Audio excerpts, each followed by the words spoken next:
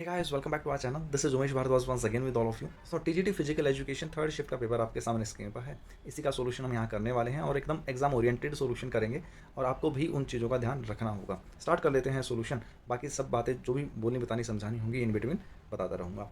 Question number 1 आपके सामने है. ये फिगर मैंने ड्रॉ कर दिया है क्योंकि यहाँ पर क्यूबाइड की बात थी, टाइम नहीं खराब हो इसीलिए सिर्फ. सम ऑफ लेंथ एंड ब्रेथ बोला है क्यूबाइड का 75 सेंटीमीटर. बोला है लेंथ जो है वो ब्रेथ से बड़ी है, यानी कि लेंथ ग्रेटर रहेगी ब्रेथ से. ठीक है. Height is 30 centimetre. अच्छा, ये लेंथ है, ये ब्रेथ रहेगी और ये हाइट रहेगी. हाइट इसने डायरेक्ट बोल दिया है 30 सेंटीमीटर. ओके. अब बोला है difference between height and length 10 centimetre. Height और लेंथ के बीच में डिफरेंस 10 सेंटीमीटर का है. इसका मतलब, और लेंथ बोल दिया है ब्रेथ से तो बड़ी है ही, हम कंसीडर कर लेते हैं हाइट से भी बड़ी रहेगी कि भाई 40 सेंटीमीटर हो सकती है. ठीक है, आगे बात करते हैं. अब इसने बोला है कि ये हमें टोटल सरफेस एरिया बताना है क्यूबाइड का. फॉर्मूला पता होना चाहिए. दूसरी बात, यहाँ पर बोल दिया गया था कि भाई लेंथ एंड ब्रेथ की जो सम है वो 75 है. अगर लेंथ हमारा 40 है तो ब्रेथ हमारी कितनी हो गई? 35. ठीक है रही बात.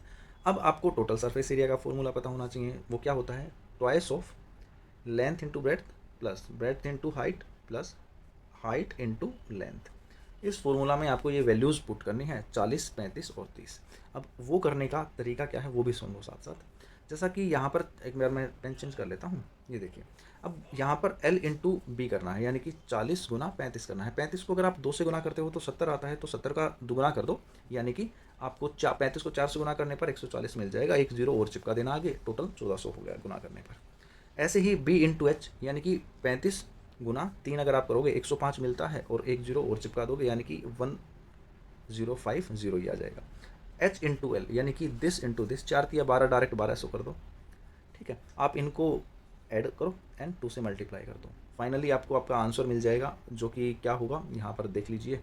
7300 दिया हुआ है आई थिंक. जी हाँ, बिल्कुल ठीक है. ये देखिए आपका आंसर है. ठीक है रही बात. ऐसे ही आपको जल्दी जल्दी चीज़ें करनी है एग्ज़ाम में भी. आगे कंटिन्यू करते हैं नेक्स्ट क्वेश्चन के लिए. देखिएगा.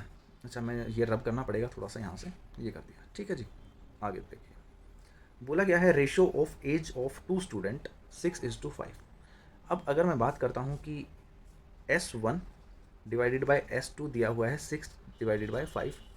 उनकी एज का जो डिफरेंस दिया है वो 6 दिया है. यहाँ पे डिफरेंस अगर देखें तो कितना आ रहा है? 1 आ रहा है. यहाँ पर कितना दिया हुआ है? 6. इसका मतलब मैं कह सकता हूँ एक की ही वैल्यू 6 है. अब इसने पूछा है यंगर की एज कितनी है. यंगर मतलब जो जवान है, तो जवान कम एज वाला होता है. तो 5 की वैल्यू कितनी हो जाएगी? 5 गुना 6 बराबर 30. यही आपका आंसर है. ये रहा आंसर. ठीक रही बात. चलिए अगले क्वेश्चन पर मूव करते हैं. क्वेश्चन नंबर 3 ये आपका ग्राफ से है, देख लीजिए. थोड़ा सा मिनिमाइज किया मैंने, कलर चेंज किया इसीलिए पोज कर दिया था. स्टार्ट कर लेते हैं सोल्यूशन. पहले क्वेश्चन पढ़िएगा कि क्वेश्चन में क्या कहता है. पूछा है J1 एंड J2 का रेशियो. J1 यहाँ पर डिफाइन है, J2 यहाँ पर डिफाइन है. J1 में बोला गया है value of average mark price पर आर्टिकल. ठीक है भाई, ये है मार्क प्राइस और एवरेज निकालनी है तो डॉटेड का लिए. इसका मतलब हमें इतनी वैल्यूज़ का सम करना पड़ेगा और 1 2 3 4 5 6 और 6 से डिवाइड करना पड़ेगा. सम कैसे करते हैं? 3500 में से 3000 निकालो, 7500 में से 7000 निकालो. 7 और 3 10 और 8 18, 18 और 3 21, 21 और 4 25 और 4 29, 5 और 5 10, यानी कि 30 कंप्लीट हो गया. 8 और 2 10, यानी कि 1000 और आ गया, 31 हो गया और 500 ये बचा. इसका मतलब 31 500 तो है आपका टोटल सम. डिवाइडेड बाय 6 करेंगे. उसके बाद हमें डिवाइड करना है किससे? Sum of selling price of article S and T. ये एस है, ये टी है, ये 800 है, ये 200 है, और मतलब कितना हो गया? ये टोटल 1000 हो जाएगा. ये फॉर्मूला का भी कुछ ना कुछ यहाँ पर ज़रूर काम, पता नहीं यहाँ पे शो तो नहीं कर रहा, लेकिन क्योंकि मार्क प्राइस यहाँ पर डिफाइंड है तो हो सकता है थोड़ा सा. लेकिन एक तरीका बताता हूँ आपको, कुछ इस तरीके से तो यहाँ पर ये चीज़ आपकी आ ही गई.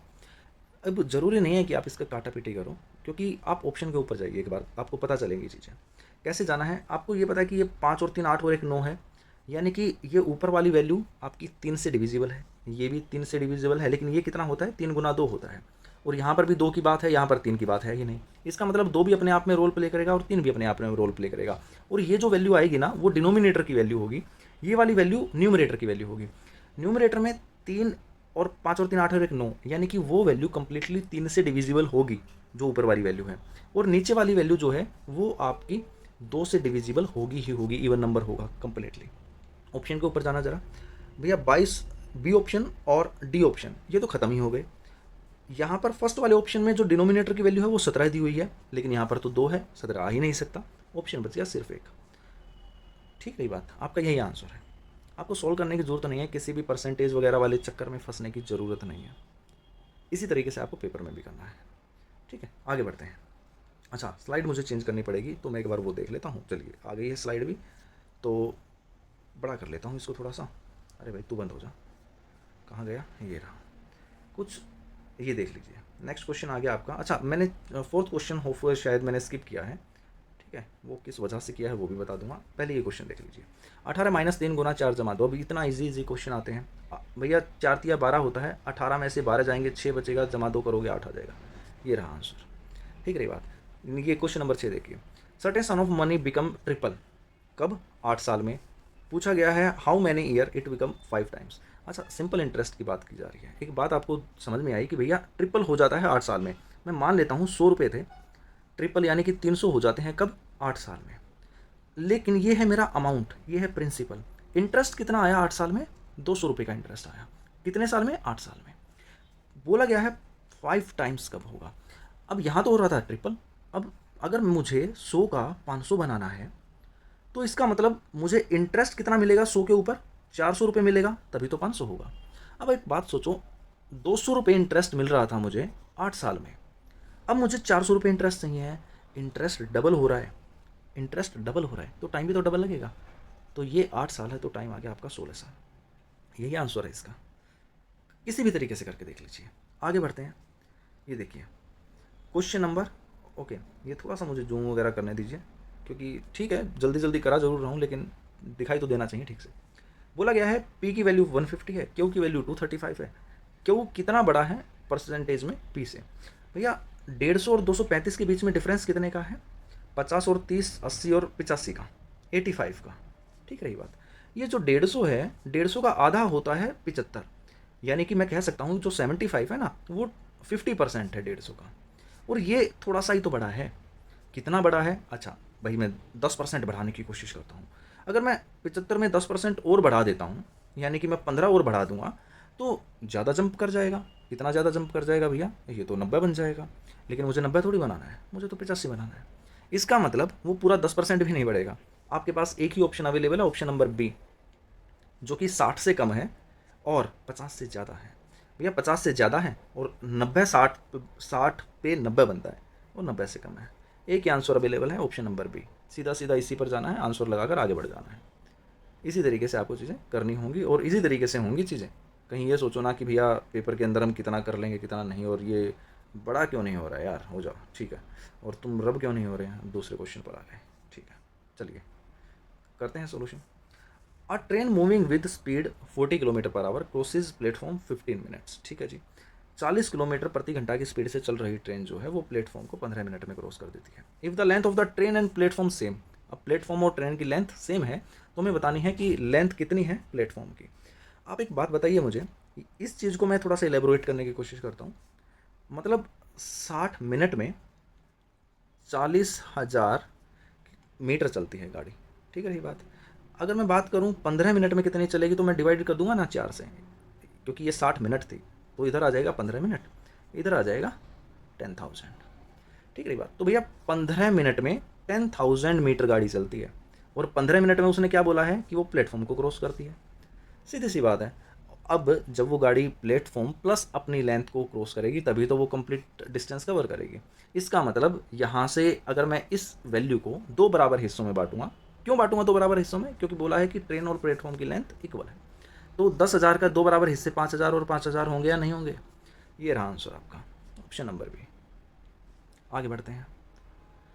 ठीक है, चलो रब कर देता हूँ, वरना ये वापस से छप जाएगा दूसरे क्वेश्चन के ऊपर, देखिएगा। ठीक है, अच्छा ये क्या आ गया भाई, a person buy 3 spectacles at the rate of 3 ठीक है।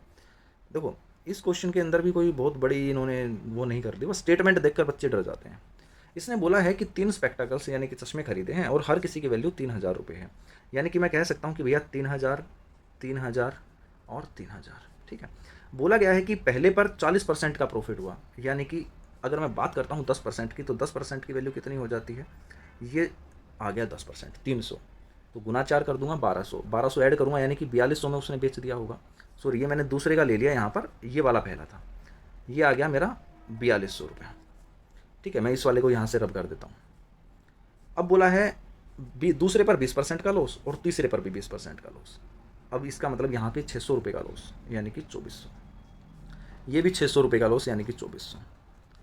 ठीक है, अरे भैया ये 600 और 600 टोटल 1200 का लॉस हुआ। यहाँ पर डायरेक्ट इसने 1200 रुपये कमा लिए थे, इसका मतलब 1200 का ही प्रॉफिट हो गया, 1200 का ही लॉस हो गया। इसका मतलब उसको ना ही प्रॉफिट हुआ ना ही लॉस हुआ, जीरो पर बात टिक गई। इसने हमसे लास्ट में वही पूछा कि total percentage of profit earn in the wall transaction, zero हो गया क्योंकि यहाँ पर 1200 कमाए थे, यहाँ पर 1200 लुटा दिए, खत्म कहानी। आगे बढ़े, चलिए देखता हूँ क्या स्लाइड किस तरीके से सेट हुई है, क्योंकि मैंने थोड़ा सा जल्दबाजी में की चीज़ें और ऑडियो का प्रॉब्लम था, इसीलिए ज़्यादा दिक्कत हो रही है, क्योंकि ऑडियो सेट नहीं हो पा रहा है। मुझे नहीं पता क्यों, क्या प्रॉब्लम है, क्या टेक्निकल इशू है, बट स्टिल ये देखिएगा क्वेश्चन नंबर 10 आपके सामने है और इक्विलेटरल ट्रायंगल से मुझे दिखाई दे गया। इक्विलेटरल ट्रायंगल का इसने हाइट बोली है 8√3। आपको पता होना चाहिए कि इक्विलेटरल ट्रायंगल की हाइट क्या होती है। √3/2a इज इक्वल टू 8√3 दिया हुआ है। √3 से √3 कट गया, 2 इधर जाकर गुना हो जाएगा, एक ही वैल्यू आ गई 16। एरिया पूछा इक्विलेटरल ट्रायंगल का, जो कि होता है √3/4 a स्क्वेयर यानी कि 16 गुना 16, 4 चौक 16, 16 चौके 64, √3 आ गया। ये रहा आंसर। ये 3 है यहाँ पर, ध्यान रखना। ठीक है, हो गया क्वेश्चन। आगे बढ़े, चलिए अब देख लेता हूँ आगे क्वेश्चन का क्या हिसाब किताब है। अच्छा चलिए, ये क्वेश्चन दिया हुआ है इसने, ये मैं अभी स्किप कर रहा हूँ। आप भी पेपर में इसी तरह स्किप कर दीजिए, अगर ऐसे कुछ मल्टीपल चीज़ें दिखाई दे रही हैं, एकदम से ना समझ में आए, कुछ बड़ी चीज़ दिखाई दे, लेंथी दिखाई दे, क्योंकि आपको पहले वही क्वेश्चंस कवर करने हैं जो आपको लगे कि ईजी हैं और मिनिमम टाइम में कर किए जा सकते हैं। क्वेश्चन में बोला है selling price and mark price का जो रेशियो है वो 13:15 है, डिस्काउंट परसेंटेज क्या होगा। भैया आपको ये बात पता होनी चाहिए कि जो डिस्काउंट होता है ना, वो हमेशा मार्क प्राइस के ऊपर ही दिया जाता है। अब 15 रुपये की कोई चीज़ थी, 2 रुपये का डिस्काउंट दे दिया और 13 में बेच दी। इसका मतलब भैया 2 का डिस्काउंट दिया गया 15 रुपये के ऊपर, तो 100 के ऊपर क्या होगा, यही तो निकालना है आपको। सीधी सी बात है, कितना ईजी क्वेश्चन दे दिया। 5 दिया 15 और 5 दूनी 10, 0 की 0 यानी कि 40 डिवाइडेड बाय 3, 3 एकम 3 और उसके बाद बचा 10, तो 3 तिया 9, 13 आ गया। 13 और बाकी किसी वैल्यू में नहीं है, लगाओ और निकल लो। ठीक है, आगे बढ़ते हैं। ऐसे क्वेश्चंस ऐसे ही करने के होते हैं, ज़्यादा इज्जत देने की ज़रूरत है नहीं। पेपर में सीधी सी बात है कि आपको अपना सॉल्यूशन पर ध्यान देना है। ये क्वेश्चन देखिए, लगता है कि क्या एक टॉपिक आता है ना, चलिए बाद में बात करेंगे। अच्छा, क्या किस तरीके से कर सकते हैं, किसी के माइंड में आएगा कि बोथ साइड स्क्वेयर कर देते हैं, ये रूट हट जाएगा, उधर से a+b का होल स्क्वेयर खोल देंगे, लेकिन फंस भी तो जाओगे। कैसे फंस जाओगे, जब आपको पता है कि ये इधर 26 दिया हुआ है, ये 676 दिया हुआ है, सीधा सीधा पता चल रहा है कि ये 26 का स्क्वेयर बन रहा है। अरे भैया 26 का स्क्वेयर बन रहा है तो ऊपर भी तो कोई वैल्यू बनती होगी। 676 में ये 676 गुना 1 जमा 53 करो, 6 और 3 9, 729 बन गया। ये 729 डिवाइडेड बाई 676 इधर बन रहा है अंडर रूट के अंदर। ठीक है, तो इधर भी तो 26 गुना 1 जमा 1 27, इसका मतलब ये बनेगा 27 डिवाइडेड बाई 26। और ये वैल्यू कब बनेगी, जब इसका रूट ओपन हो जाएगा, क्योंकि 729 27 का स्क्वेयर होता है, 676 26 का स्क्वेयर होता है। ठीक है, सीधी सी बात है, कहानी खत्म। एक आ गया, एक ही तो ऐड हो रहा है भाई ये। अगर एक बार लिख कर बता देता हूँ, कहीं बोलो कि एम ही करा दिया। ये देख लो, 26 गुना 1 जमा 1, तभी तो ये 27 बनेगा। हो गया क्वेश्चन, आगे बढ़ते हैं। क्योंकि आपके में फॉर्मूला बेस्ड वाली चीज़ें कि कहो जी स्क्वेयर का फॉर्मूला बनेगा, तो भी तो कर ही सकते हो, चीज़ तो वही की वही बननी है, कुछ अलग थोड़ी हो जाएगी। ये देख लीजिए नेक्स्ट क्वेश्चन। अच्छा, क्वेश्चन नंबर 14 पर पहुंच गए। Sum of two number this difference is this, product हमें बताना है। अरे भैया x + y is equal to 150 दिया हुआ है, x - y is equal to 48 दिया हुआ है। दोनों इक्वेशन को ऐड कर देते हैं, y से कट जाएगा, 2x इज इक्वल टू कितना आ जाएगा 198। ठीक है, x की वैल्यू कितनी आ जाएगी, 2 से कट दो, 2 में 18, 2 में 18, x की वैल्यू आ गई 99। अगर x की वैल्यू 99 है तो आप यहाँ से x की वैल्यू 99 रखोगे, सॉरी 99, तो 150 में से माइनस करोगे 51 आ गया। अब आपको 99 गुना 51 बताना है। 9 एकम 9, 9 पंजे 45, 9 एकम 9, 9 पंजे 45, ये और 4 5 9, यानी कि 9 5 और 9 और 5 14 का 4 का हासिल 1। ठीक है ना, 5 और 4 9 और 1 10 की 0, हासिल 1 5, 50 49, ये रहा आंसर। ठीक है, हो गया, इतना ही करना था, सिर्फ इतनी ही कैलकुलेशन थी। किधर भगा दिया मैंने, कट करना था इसको। हाँ चलिए आगे बढ़ते हैं, नेक्स्ट क्वेश्चन क्या कहता है देख लेते हैं। अच्छा, अगली स्लाइड पर है क्या, 4th स्लाइड ओपन कर लेते हैं। ये पता है मैं क्यों कर रहा हूँ, क्योंकि वीडियो को मैं पॉज नहीं करना चाहता। अगर पॉज कर दिया ना तो बीच में ऑडियो जाने की संभावनाएं ज़्यादा हैं, इसलिए मैं कंटिन्यूटी में आपको बोर कर रहा हूँ। ठीक है, तो हो जाओ थोड़ा सा बोर, कोई बात नहीं। 3 नंबर बोला है ए बी सी, रेशो दी हुई है 2:3:2। बोला है कि सी इज़ 12 लेस, किससे लेस, ए प्लस बी से, सम ऑफ ए प्लस बी। तो हमें बी की वैल्यू बतानी है यार। देखो बी की वैल्यू बतानी है, सीधी सी बात है, हमें 3 की वैल्यू बतानी है। इतनी बात ध्यान में आ गई। ए प्लस बी कितना है, ए प्लस बी अगर मैं बोलूँ तो 5 है। कितना है, 5 है। सी कितना है, 2 है। इन दोनों के बीच का डिफरेंस कितना है, 3 है। और 3 की वैल्यू क्वेश्चन में कितनी दी हुई है, 12 दी हुई है।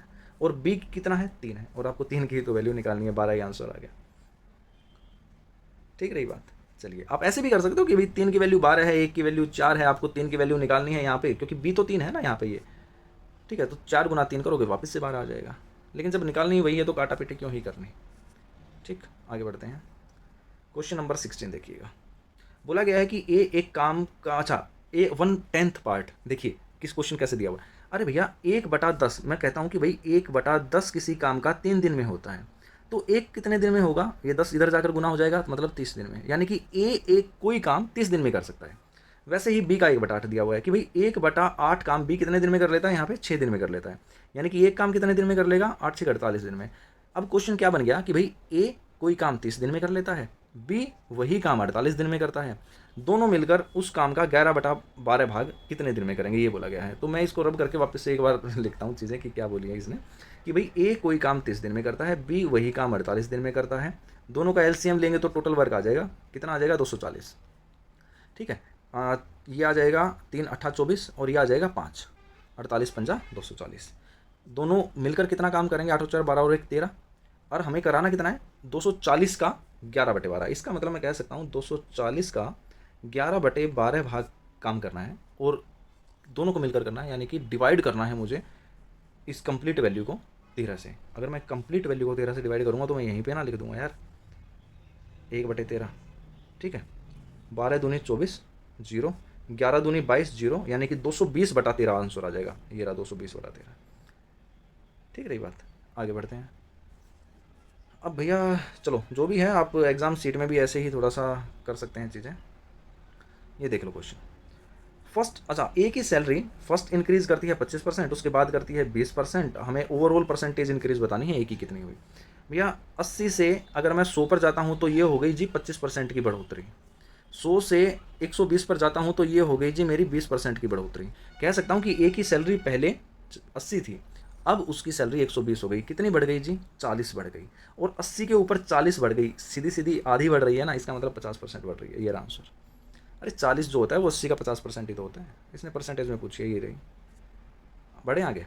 और फिर अब ये कोई ये मत कहते ना कि पेपर बहुत टफ आया था, या हाँ, मतलब आप एम ही बोल रहे हो, इतना इजी भी नहीं था, फिजिकल एजुकेशन वालों को नहीं आते हैं, ये नहीं होता है। अरे पढ़ते क्यों नहीं, तभी तो नहीं आता। और फिर कंपेयर करने बैठ जाते हैं कि फर्स्ट शिफ्ट का क्या था, सेकंड का क्या था, तुम्हारे नंबर आएंगे तब देखेंगे, और ये करेंगे वो करेंगे। अरे हमारे नंबर क्या ही देखोगे यार। ठीक है, फ्रैक्शन वाली ये चीज़ छोड़ रहा हूँ, अभी बताऊँगा। What is the value of this and this and this. कितना इजी क्वेश्चन दिया हुआ। अरे भैया a³ minus b³ minus 3ab into a plus b. अब आप कहोगे कि a minus b, sorry a minus b होता है। ये सीधा सीधा आपको नहीं लग रहा कि a माइनस बी का होल क्यूब का फॉर्मूला है, a³ minus b³ minus 3ab into a minus b. सही रही बात। अब यहाँ पर आप कहोगे जी a माइनस बी तो लिखा ही नहीं हुआ। अरे a माइनस बी लिखने की जरूरत क्या है, जब a minus b 2.5 minus 1.5 equal to 1 आना है, तो जब गुना एक के साथ ही होना है तो लिखने की जरूरत क्या है। और उसने जब यहाँ पर वैल्यू पूछी है तो वैल्यू तो यही आ जाएगी ना भैया। a माइनस बी की वैल्यू क्या आ गई, 2.5 माइनस 1.5, इसका मतलब 1। और 1 का अगर हम क्यूब करेंगे तो वो बराबर 1 ही रहेगा। ये रहा आंसर। और ये तो आइडेंटिटी बेस्ड क्वेश्चन था, मुंह जबानी वाला क्वेश्चन। इस वीडियो में मैंने 4 क्वेश्चन स्किप किए हैं, क्योंकि मैं वीडियो एग्जाम ओरिएंटेड बनाना चाहता था, सीधी सी बात है। अब मुझे नहीं पता मैंने कितनी देर लगाई, देख लूँ एक बार ज़रा। देखो ये 19 मिनट 40 सेकंड कुछ, और 2 क्वेश्चन पहले, तो मतलब 20 मिनट के अंदर आपको 16 क्वेश्चन मैंने तब किए हैं जब आपको सारा सब कुछ लिख कर भी बता रहा हूँ, बोल भी रहा हूँ, समझा भी रहा हूँ, टाइम भी लगा रहा हूँ। एग्जाम ओरिएंटेड चीज़ें अगर आप एग्जाम में करने बैठेंगे तो आप इंडिविजुअली चीज़ों को अटैम्प्ट करेंगे, अपने तरीके से करेंगे और फटाफट आंसर लगाएंगे। अब आप खुद सोच सकते हो कि 16 क्वेश्चन आप कितनी देर में पेपर के अंदर अटैम्प्ट करोगे। ये हार्डली, अगर कोई एक एवरेज स्टूडेंट की भी बात करूँ ना, तो हार्डली मानकर चलिए कि 12 मिनट बहुत हैं आपके लिए इन 16 क्वेश्चनों के लिए, बहुत बोली है मैंने बहुत, वरना 10 मिनट में सभी क्वेश्चन से आप गो थ्रू हो सकते हो, जब आप स्टेटमेंट भी पढ़ो और अपना आंसर ठीक से निकाल कर भी आओ। मिलता हूँ नेक्स्ट वीडियो में, तब तक के लिए ख्याल रखिएगा, खुश रहिएगा, बाय बाय, टेक केयर।